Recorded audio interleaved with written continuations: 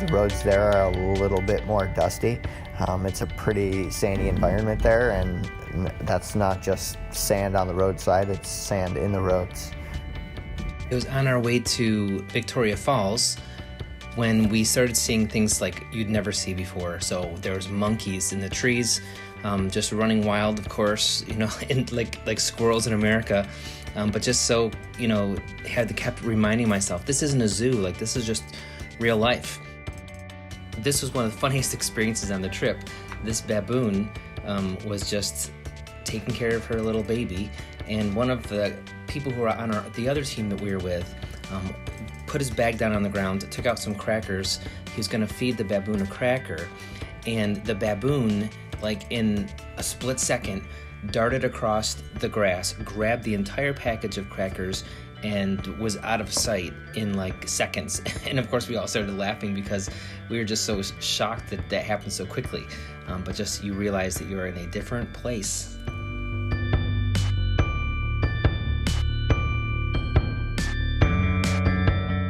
On one of our first full days in Africa, we visited Victoria Falls, which lies just between Zambia and Zimbabwe, and we crossed over to the Zimbabwe side and spent a couple hours walking along the waterfalls. Now these are incredible, and we took a ton of photos, a ton of video, and every single overlook that we went to, we just stood in awe. And looking back at the photos, they do look pretty similar, all of the overlooks, but at the time when you were standing there, it just kept shocking us. So every viewpoint, every overlook just blew us away. You never got used to it. It never got boring. We saw some amazing things while we were in Africa, but Victoria Falls was one of the ones that just I'll never forget. We have Niagara Falls here in New York, and it is beautiful. But imagine Niagara Falls twice as high and a mile long, and you just kind of walk right in front of the falls. There's this chasm that's opened up into the earth, and this entire river falls into this chasm. It was just stunning, and it just reminded me of how amazing God is to create things like this for people to enjoy.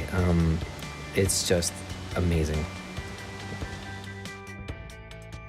A couple days after we arrived in Zambia, we took a tour into Botswana on an all-day safari. The safari began with a half-day boat ride where we got to float up the Chobe River, which splits Botswana and Namibia. And on that part of the tour, we encountered some hippos, crocodiles, and elephants. I'd say that the safari started off a little slow. It was on the boat on the river, and we saw a lot of birds and we saw other stuff, but all of a sudden we started to see elephants, and we did see a lot of other animals, but we saw a ton of elephants that day. And we saw them doing things that you don't typically see elephants do, playing with each other, and they're like these gentle giants that are just quiet but funny. At one point, we encountered a huge open space of hundreds of elephants, and I don't know exactly what I expected to see. In the zoo, you see 2 or 3 elephants at a time in a small enclosure, but this was just a huge field of hundreds of elephants, moms and babies rolling in the mud, playing in the water, and it was just amazing to see that many animals in the wild. Just incredible. When you're looking out on the floodplain that's covered entirely with grass and really not that much water, you see all of these black specks on the horizon, and as you're moving forward, whether we're on the pontoon moving up the river or on the Jeep driving ahead, it's as we kept moving forward, these specks would turn into elephants, and it was no joke, hundreds upon hundreds of elephants, which is hard to speak into what that is that you're actually seeing. It's just amazing.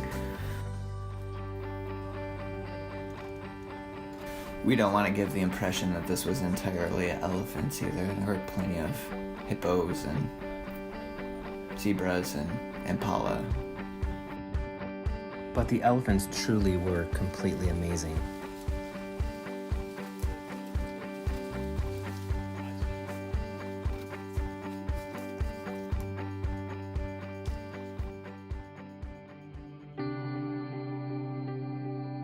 Traveling in Africa was always interesting.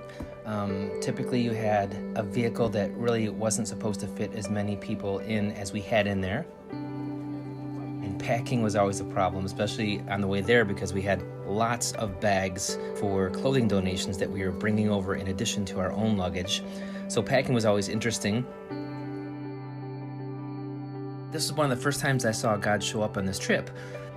We were crossing one of the many borders to get to the village, and this border happened to be a river, and they were building a bridge that wasn't quite done yet, so they had a ferry that you had to take from one side of the river to the other, and we had all this extra luggage.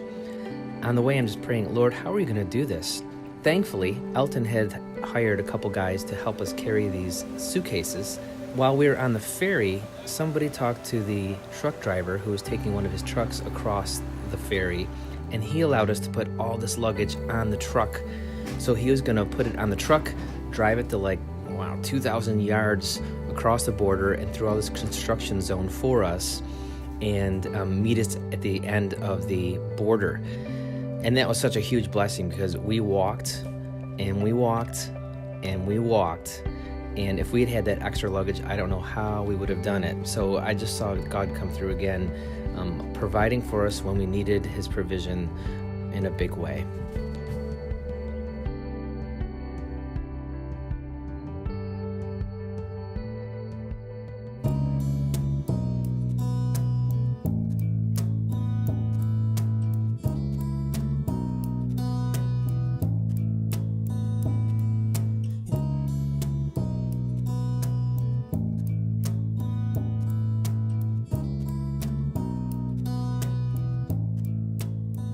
One afternoon, we were hanging out with a woman named Mercy who just kind of welcomed us into the village and would bring us food and invite us over to her yard to watch her make food or to teach us something. And so she definitely was one of the most welcoming people that we met. And one day we were hanging out in her yard, and she just wanted to add one of us as a friend on Facebook and could not figure it out on her phone. And so her teenage son walked up and had to give her a little lesson on her phone. And it just made me laugh, because watching that scene, it is no different than here in America with me always trying to teach my mom how to use her cell phone. So little things like that, little interactions that we saw between, parents and children, or between kids, or between a teacher and a student, just reminded me that even though things might look completely different, and a lot of things were, they might live across the world, but these people are humans just like us, and they struggle with a lot of the same things that we struggle with. Living in the village was unlike anything I have ever experienced before. First off, I've never seen mud houses in my entire life until actually experiencing it there in Katima Malilo, in Mukisa village.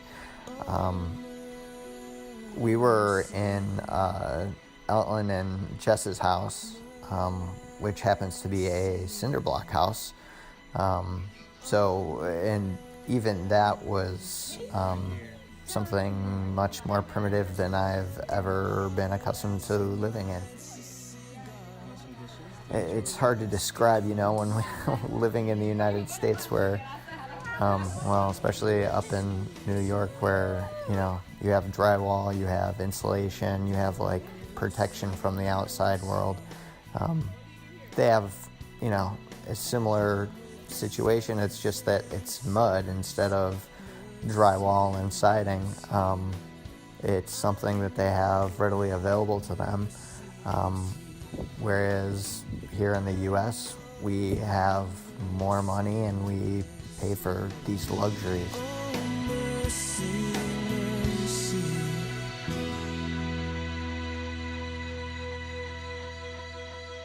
Currently, there is only one kindergarten, and that's the Mukisa kindergarten in the village where we stayed. What it looks like right now is 38 kids travel from all the nearby villages for a half-day program, 5 days a week. They have a teacher named Conchi who teaches them super basic skills like you would learn here at a U.S. pre-K. So they're going to learn their alphabet, their numbers, colors, shapes, days of the week, months of the year. Conchi teaches them Bible stories and songs. They learn the national anthem. They spend time playing in the yard, just like recess here in the U.S. SSP's current sponsorship program charges $15 a month, and that $15 per student goes to education, school supplies, keeping the building and the grounds taken care of, as well as providing a small snack in the morning and a lunch for these kids.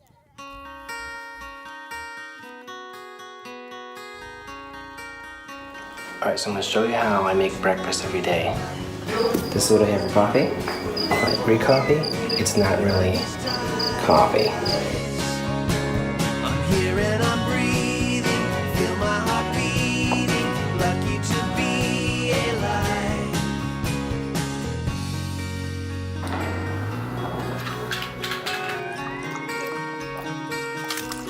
When I get up in the morning, a new world is forming behind these tired eyes. I'm here and I'm breathing, feel my heart beating, Bon appetit. lucky to be alive. I don't care if The main project our FreeChurch team was focused on was installing a self-composting toilet. And thanks to your financial contributions, we were actually able to raise enough money to install 2 self-composting toilets.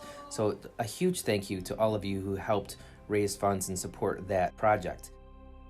Raising the funds actually turned out to be the easy part. Actually getting these toilets to the village was another thing altogether. In America, you order something Amazon Prime, it arrives at your doorstep in 2 days, and you can count on it, you can track it, it's easy, and that's just not the way it works in Africa. So we headed to the post office. Cassie had the toilets sent to the nearest town, which is about 12 minutes away. So we headed off to the post office. The people that had sent the toilet assured Cassie that it had been sent.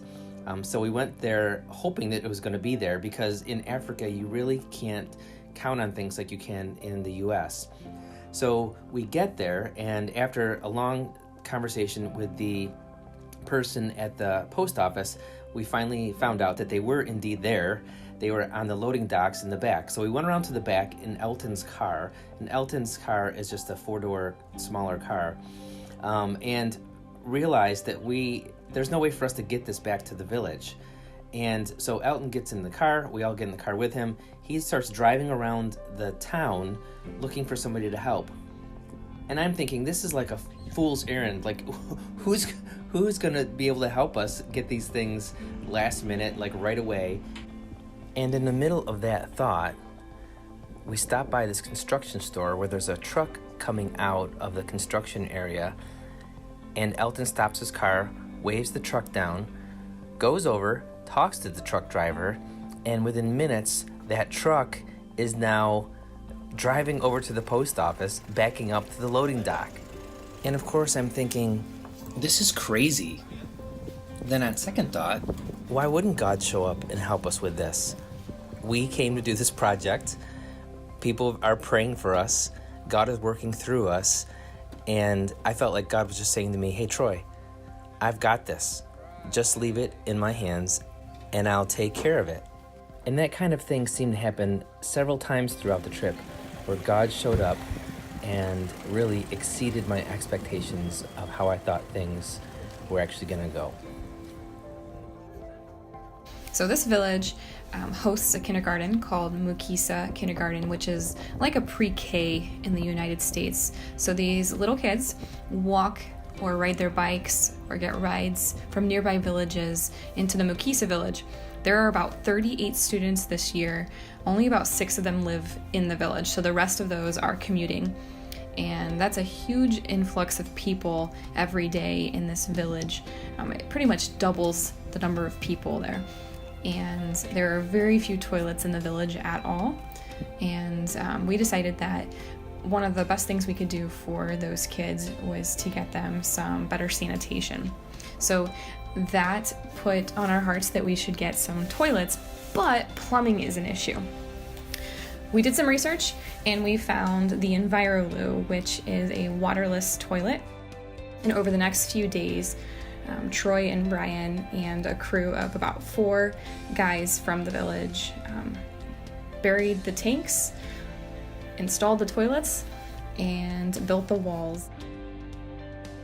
How the EnviroLoo works is you bury a tank underground that separates solids and liquids, and install just a normal toilet on top of that.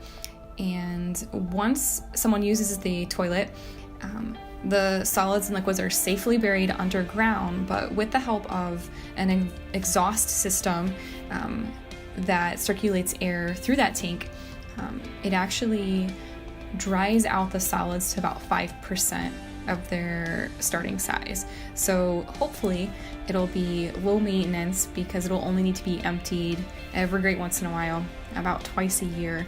And once it's emptied, that solid waste will no longer be dangerous or spread any diseases or bacteria. Now Mukisa Kindergarten has 2 toilets to use.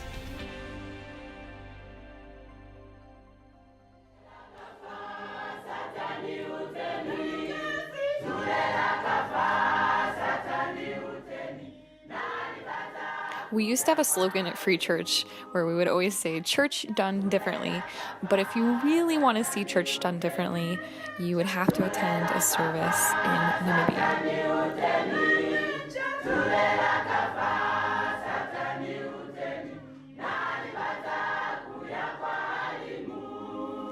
So when it came time to go to church, there was a large group of people gathered around, and I'm looking around as there really only one vehicle. It's a small pickup truck.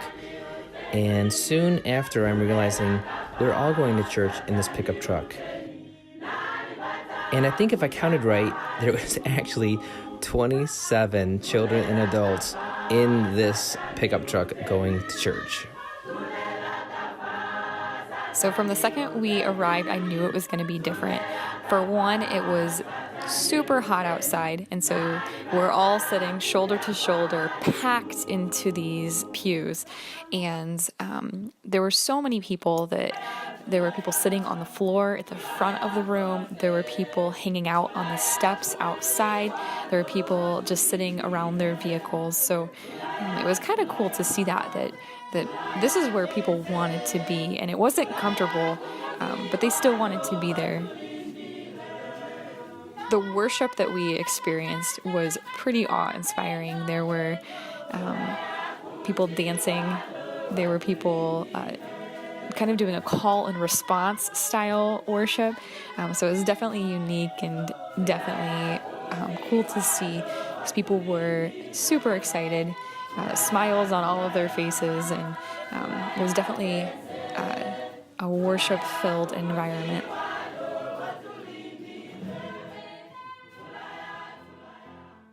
I did meet some amazing adults on the trip.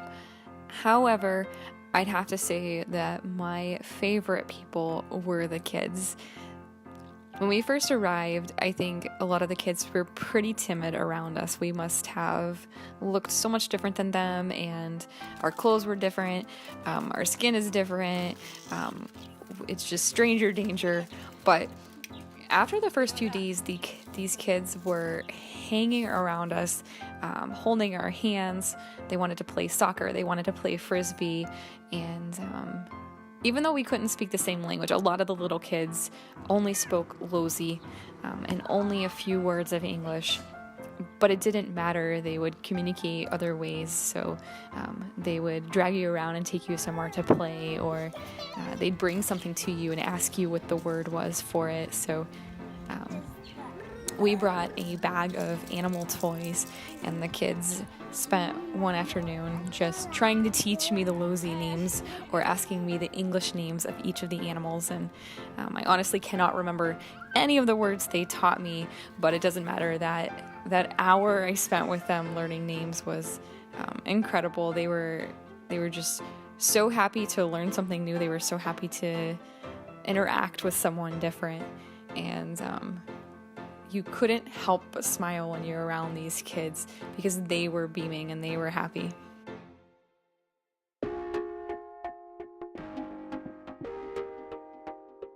There's quite a difference in cuisine from American style to African or Namibian style. There's a couple of staples that they tend to work with, one being what they call 5 years, which is a African version of kale.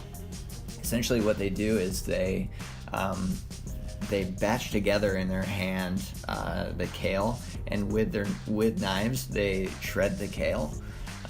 Once they have it all shredded and in a bowl, usually what they do is put it into a pot and boil it in water. Sometimes they add herbs and spices, other times they choose to just boil it plain. And that's the kind of like their vegetable on the side. One of their other staples that they tend to eat is what they call pap. I would explain it as something like a cross between mashed potatoes, cream of wheat. Because they don't use utensils like forks and spoons and knives so much, they use the pap as kind of their utensil to scoop their 5 years and whatever other food that they're eating for the day. I can't say that I wasn't a little worried about the food going over to Africa, because sometimes people consider me a picky eater. But actually, I liked almost all the food that I had. I wasn't a really big fan of the pap that Brian was describing, but I liked the rice and the meats, and actually was surprised that I liked most of the food we had. But I was pretty stoked when we came across the place called the Hungry Lion, which was like a fast food chicken place that had amazing food. It became one of my favorite places, and it even had Coke Zero, which really made my day. Now, I don't want you to forget that we were in a foreign country. Even though we found things that were really good, there also were some just crazy things. Like the time we went into the market and we find two guys trying to get a tongue out of a cattle's head. Now, that's not something you see every day. Or a meat market where there's meat hanging out on these racks right on the side of the road. And the butcher has just butchered a cow, and the cow is basically laying all over the table. So you grab your Wegmans bag, he chops you off a couple pieces of meat and throws it in the bag, and you go on your way. That reminds you that you are in a different country.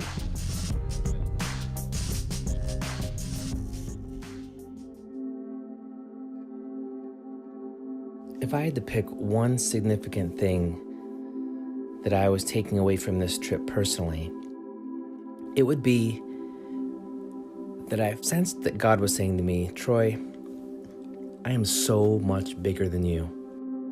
Look at all that you've seen and done in just this one small part of Africa.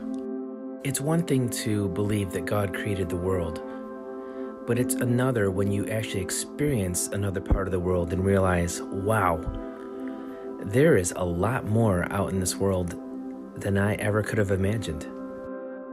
There are flowers I've never seen. There are animals that I've never seen before. There are people that I've never met before. And God's in control of it all.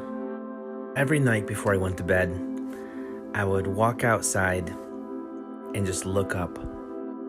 And I saw stars in Africa like I've never seen anywhere else. And I felt like God was just displaying his glory for me. Psalm 19:1 says, "The heavens declare the glory of God, and the skies proclaim the work of his hands." And as I would look up into that sky every night, I would think, if God can make this, surely he can do anything. And it really reminded me of the provision that he had provided during the trip, that he is in control of all things, and that I can trust my life with him.